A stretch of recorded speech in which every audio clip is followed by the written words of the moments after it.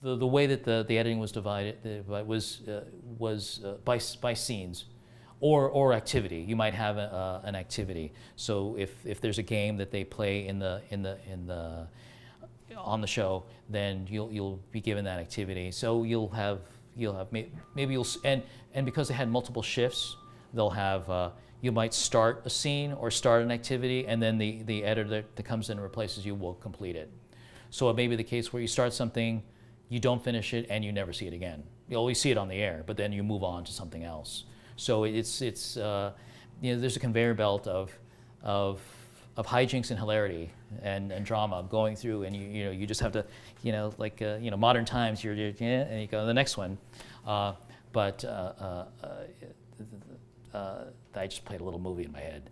Is that's kind of what it's like, and it's a different approach, but that's kind of fun because every day you're gonna go in and start something new. Whereas with the race, the satisfying thing is you take ownership of this whole activity, but you may be working on this activity for weeks.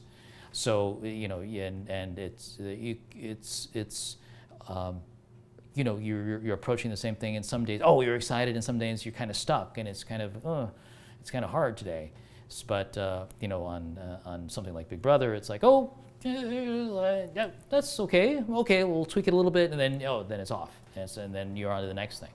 So that ephemeral quality is kind of exciting. It's sort of in any creative thing. If it's not, it just has to be kind of.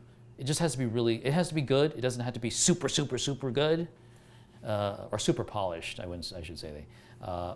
Then there's a certain creative freedom that you get from that, and I'm not saying that the show is not good.